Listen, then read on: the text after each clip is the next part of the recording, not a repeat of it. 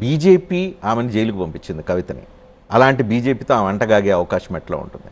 తన తండ్రి party BRS కంటే కాంగ్రెస్ ఉచ్చులో ఎందుకు పడే అవకాశం ఉంటుంది? చాలా మంచి ప్రశ్న. నేను ఒక్క ఎగ్జాంపుల్ చెప్తే మీకు అర్థమైపోతుంది. Crime number 441 of Jubilee Hills police station versus crime number 898 of 2025 of Medipally police station. ఇవన్నీ ఏంటనుకోవచ్చు మీరు. Crime number 441 of Jubilee Hills police station Maha news channel మీద కొంతమంది బీఆర్ఎస్వి విద్యార్థులు దాడి చేశారు. ఎందుకంటే కేసీఆర్ గారి మీద కేటీఆర్ గారి మీద అశ్లీలమైన టెలిఫోన్ ట్యాంప్కి సంబంధించి అశ్లీలమైన థంబ్నెయిల్ చేశారు.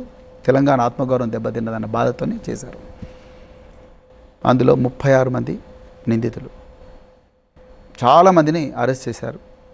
6 మంది విద్యార్థులను కొట్టుకుంటూ 16 రోజులు జైల్లో పెట్టారు. మహాన్యూస్ మీద దాడి కట్ చేస్తే 898/2025 తీన్మార్ మల్లన్న క్యూ న్యూస్ మీద దాడి. తీన్మార్ మల్లన్న అనరాని మాట అన్నాడు, నేను కూడా సపోర్ట్ చేయను ఆ మాట. కానీ దాని మీద తెలంగాణ జాగృతి కార్యకర్తలు పెద్ద ఎత్తున దాడి చేశారు. గన్మెన్ 2 కార్బన్ రైఫిళ్లతో ఫైర్ కూడా చేశారు. 898/2025. గమ్మత్ ఏంటంటే అందులో ఇంతవరకు ఒక్క అరెస్ట్ కూడా కాలేదు. గన్మెన్లను అక్కడి నుంచి ఆ ఉద్యోగం నుంచి తీసి వాళ్ళని హెడ్ క్వార్టర్కి అటాచ్ చేశారు. ఇందులోనేమో ఘోరంగా అరెస్ట్ చేసి కొట్టుకుంటూ జైలుకు పంపించారు. దాదాపు 36 మందిని. అందులో ఒక్కరు కూడా అరెస్ట్ కాలేదు. అక్కడ కాల్పులు జరిగినాయి. నేను కొంతమంది పోలీస్ ఆఫీసర్ని అడిగాను, ఏంటంటే సార్, ప్రభుత్వం, హోంమంత్రి గారు, ముఖ్యమంత్రి గారు, రేవంత్ రెడ్డి గారు ఈ కేసు ముట్టుకోవద్దని చెప్పాడు. ఏ కేసు? జాగృతి కార్యకర్తలు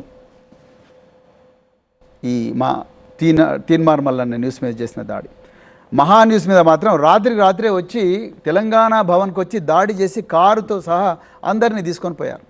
పాల్గొనని కారుతో సహా అందరినీ తీసుకొని పోయారు. నేను ఏం చెప్పాలనుకుంటున్నా అంటే ఇందులో కాంగ్రెస్ పార్టీ ఆ వల్నరబుల్ మూమెంట్, అంటే కవిత గారు ఏదో బాధలో ఉన్నప్పుడు కాంగ్రెస్ పార్టీ ఆ వల్నరబుల్ మూమెంట్తో ఆమెను ఇన్ఫ్లుయెన్స్ చేసి మీరు రాబోయే రోజుల్లో మీరు కలహము, చిచ్చు అవన్నీ అన్నారు కదా, ఆ విధంగా ఆమె ద్వారా కుటుంబాన్ని ఇబ్బంది పెట్టాలి, లేకపోతే పార్టీని ఇబ్బంది పెట్టాలనే ప్రయత్నం చేస్తున్నారన్న అనుమానాలకు బలంగా ఈ కేసు మీకు క్లియర్గా కనిపిస్తుంది.